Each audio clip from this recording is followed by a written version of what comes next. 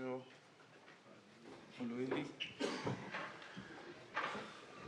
Oh, it's a good one. Oh, one more. Hi again. So now we have South Africa head coach Jacques Nienaber and captain Kolisi. First question, please. Oui, devant juste ici. Merci. Jacques, I'll make this an easy one. Jan de Koning. Talk to us about Andre Pollard's performance and your thoughts around him.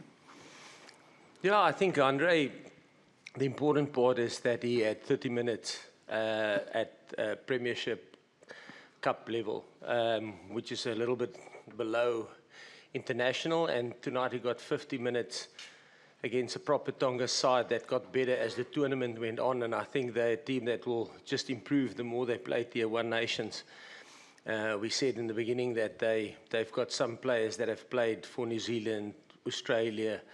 Some of them are playing for Crusaders, for Toulouse, so they know what rugby is about. So he got a proper test match against them, and he got through 50 minutes. How do you feel about his performance? I mean, obviously, goal kicking is the one issue, and Mane also had some, but Andre, general play? No, I think exactly what we said, the reality. I mean, I think he will just get better, and I think he was solid. If you think about, I can go into technical details if you want me. So I think if you go and look at his ball carries, I thought that was decisive and good. If you look at his defence, I thought the level changed well, and he put some proper shoulder hits in. I thought his off-the-ball work was good. I thought his kicking game in general, not kicking for poles, were good. So I think the fundamentals that we wanted him to tick the boxes, I think he ticked tonight, yeah. Hi, Jacques, Liam, welcome. How difficult was it to strike that balance between chasing a decent score? Obviously, the points difference comes into it, but then also the game becoming a bit helter-skelter. How difficult was it to strike that balance in the second half? I think the players will probably be more, they will be better saying how it felt on the field. But I thought the key thing for us was to get a win first, and then to get a bonus point. And I'm not 100% sure, but I think we got that in the second half, early on in the second half. And then obviously chasing netto points as much as we could to put ourselves in a position to get out of our pool. And I think where the reality is where we are currently, I think between ourselves, Ireland and Scotland, everybody can still miss out on the quarterfinal, every single team, all three of those teams, but all three can also still make it. So the pool will only be decided on Saturday. Juste ici en jaune, sur le côté. Merci. Jacques, how's Makazole doing? He unfortunately have a blowout fracture of his cheekbone. So probably go for specialist scans and stuff tomorrow morning to determine the severity of it. But yeah, he sustained a blowout fracture. And how impressed were you with Dion Foury's performance this evening? No, I thought he was brilliant. Did exactly what we wanted him to do. Okay, and his basics was good. I thought the scrums and lineouts, I don't think we lost the lineout. So between him and Marco, they operated within the structures that we wanted them to operate in within our set piece. And then obviously, like you saw with Dion, especially in the back end of the game, where he got a couple of turnovers at the breakdown. I think, we always say that there's probably going to be, let's say, 16 scrums in the game, maybe 8 or 9 lineouts on attack, and maybe in your exit zone. But there's going to be 200 breakdowns where you can apply yourself, and he did tonight. It's Kanye Soya from News 24 Sport. Just talk us through how your 50th Test as captain was, despite the physicality that we also saw from this game today. The only thing I think about is the physicality. They were tough. They were tough. We prepared. The coach prepared us well for that, and they don't stop. You know, you think at a certain minute they're gonna stop, but the next guys that come on, it's the same kind of physicality. But applaud our boys for sticking to the job, sticking to the plan. We wanted to keep it tight amongst the forwards, and I think we did that well. But yeah, the best thing about the thing, we got the bonus point, and we accumulated as much points as we could today, and I think that's what made it special. And Jacques, how disappointed are you with how the team's defensive standards slightly slipped today after that impressive 5-minute period where Tonga camped in the team's 22 and still didn't come out with a try? Yeah, I thought the first 20 minutes, I think the first 20 minutes, Tonga had 44 carries, and I think discipline got them, or our lack of discipline gave them 22-meter entries. So the first bit was exceptional. And then the one try that they scored with a chip over the top, I thought that was, we had enough numbers around the ball, I think, and that's rugby for you. Sometimes the ball just bounces right and things just work out for you. But in essence, I think from a defensive viewpoint, very proud. I don't see it as a negative. We don't count tries conceded. I mean, obviously, you measure defense in terms of how many tries you concede and points you concede. But I think if you look at the attitude of the defense against, like I mentioned, the Tonga side that were getting better and better as the tournament progressed, I thought the attitude was there, and the guys really put in a big shift in terms from a physicality point of view in defense. Good evening, Jacques. If you go to quarterfinal, your players won't play during 2 weeks, maybe 3 for some of them, and you play against a team who won't play during 1 week. Do you think it's an advantage? Do you think it's a disadvantage? I think it's similar to what we faced in the positive of that is the positive is that it's pretty much similar to what we experienced in 2019. We also finished our pool quite early in 2019, and I think we had a 12 or 13-day preparation break before we went into the quarterfinal against Japan.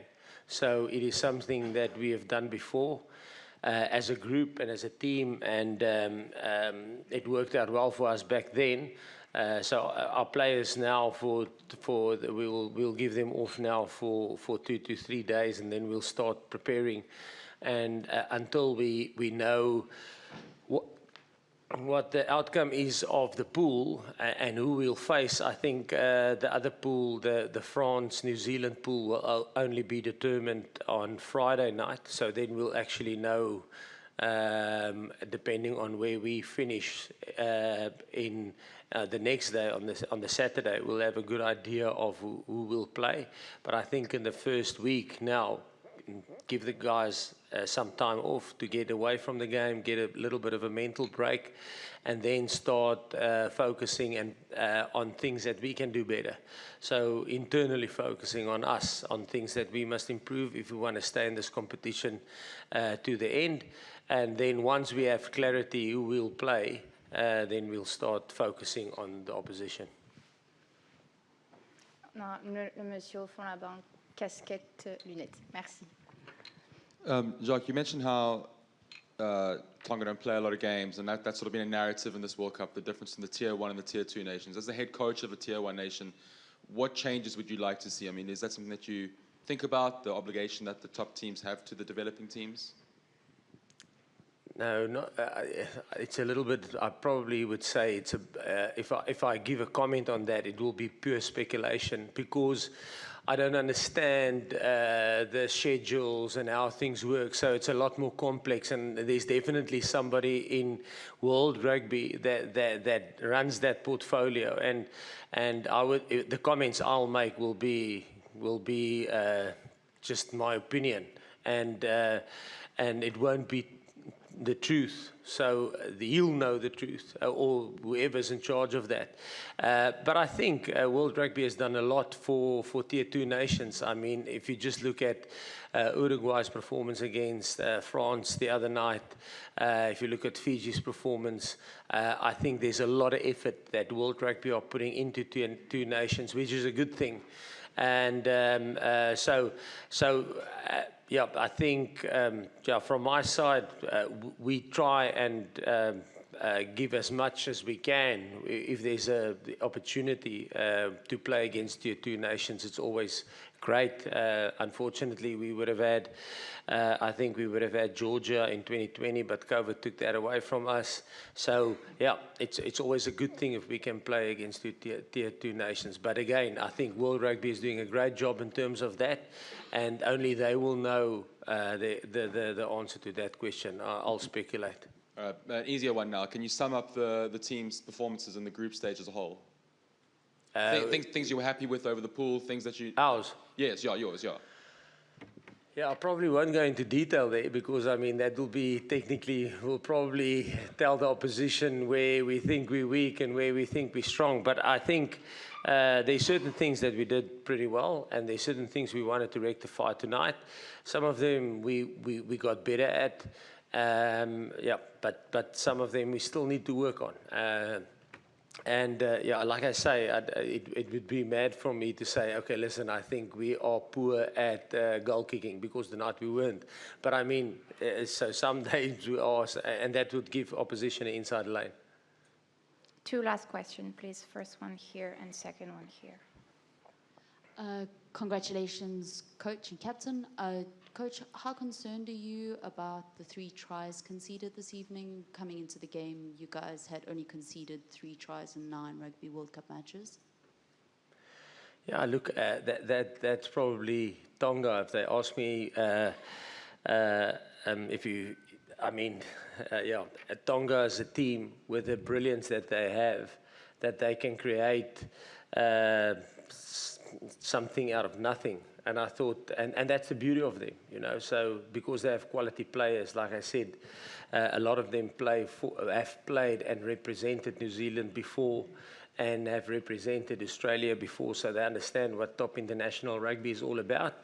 And like tonight, I mean, you might not give them a sniff, and then somebody just does something magical, you know.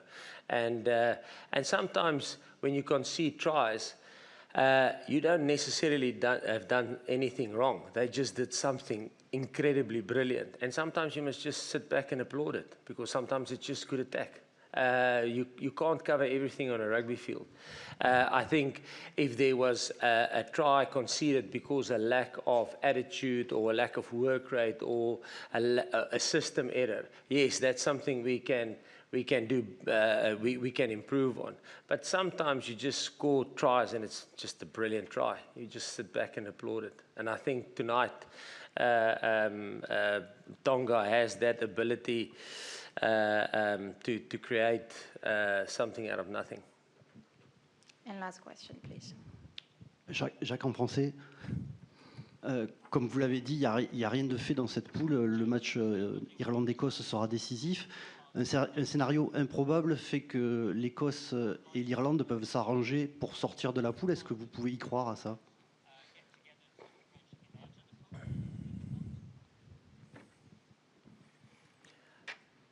If I understand you correct, so you say they can maybe chat between each other and decide that, but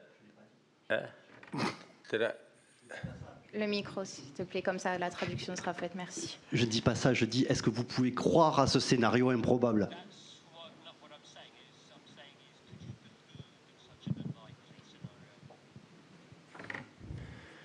Could I believe in a scenario that they will decide, okay, we want to get this amount of points and then get South Africa out of the way? That would probably be match fixing, I would say. I hope not.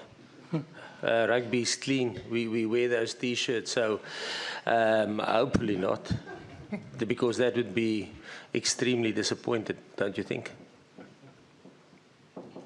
Okay, thank you very much. Thank you. Thank you.